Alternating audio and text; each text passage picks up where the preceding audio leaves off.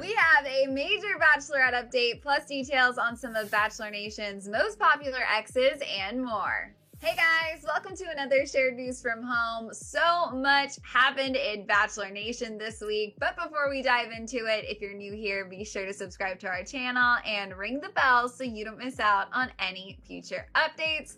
As always, I'm your host, Fiona Zaring, and I'm joined by the wonderful Avery Grooms. Hey guys. All right, Avery, let's kick things off with some exciting Bachelorette news. We finally have a premiere date for the crazy upcoming season. ABC announced the show will be premiering on Tuesday, October 13th, so mark your calendars, you guys. They made the announcement with a new promo image that looks like a reverse of the movie poster for The Graduate.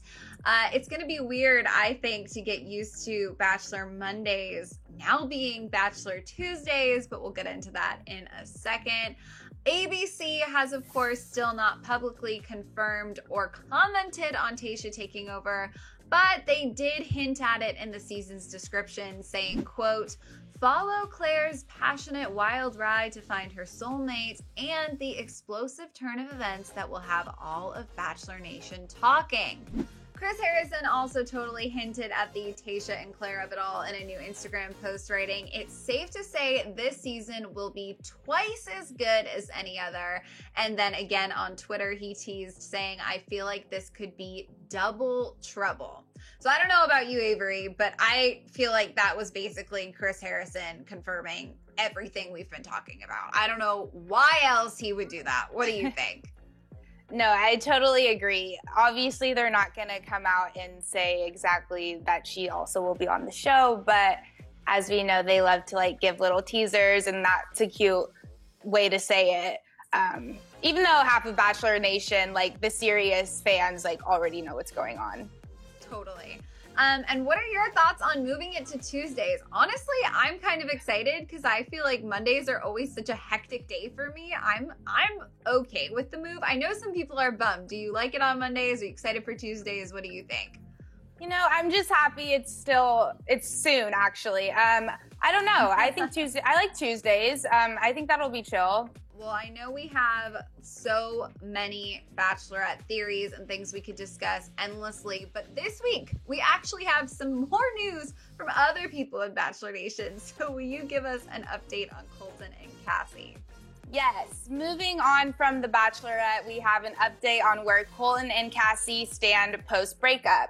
We were just reporting on how Colton was defending Cassie, and now it looks like something may have changed and things turned ugly because they unfollowed each other on Instagram this week.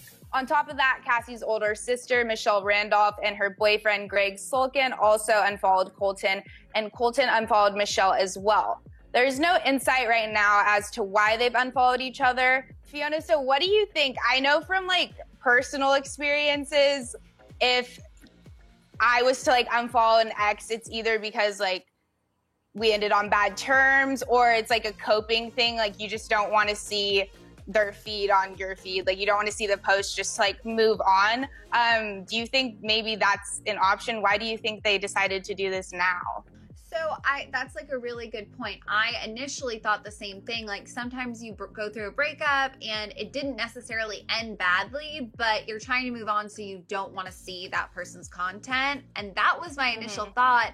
But I do think it's curious that siblings and boyfriends unfollowed as well. To me, that's sort of just modern social cues points to there must be some sort of drama. Why is it that deep that? Yeah, right? It feels a little unfortunate. It's definitely a bummer. I hope that, they're doing what's best for them no matter what. But my gut is leaning towards a little drama at this point. It's funny, too, how Bachelor fans are, so close to these details. They caught that. Of course. I mean, that's the other thing. That's a really great point. If you think about it, they had to have known by unfollowing each other, this was going to be a headline, right? This was going to be a talking point. So to then feel like it was still worth it to make that step publicly, again, I feel like it sort of points us towards some drama. I know they like to handle things behind closed doors, I'm sure. I mean, typically we have some sort of a quote from a source somewhere with a theory, and this literally was just like they've unfollowed each other. We don't know why. So I feel like the drama's hopefully, if it is there, being handled privately. All right, well, moving on from Colton and Cassie, you guys, Sarah Hyland just shared if she gets any special bachelorette or bachelor knowledge from her fiance, Wells Adams. In a new interview with E! News, Sarah talked about tapping Wells for the inside scoop, and she said, quote, "I don't know what the is going on, but I am losing my mind trying to keep up with it. I quit. If Wells was catching me up, I still couldn't tell you. At this point, I'm not paying attention to what is going on with Bachelor Nation. I am just waiting for it to air. I will get my popcorn, a bottle of wine, and maybe have one of my girlfriends get tested so she can come over and we can dish about it." Sarah also shared her thoughts on the season starring Claire and Tayshia and said, quote, "I'm into the drama of the show like everyone else is. If anyone is actually a Bachelor fan and they aren't excited about having two bachelorettes in one season, they aren't really a fan, I guess." I love Sarah's take on everything going on. I think she is literally speaking for all of us. I can't wait to literally just watch the season at this point.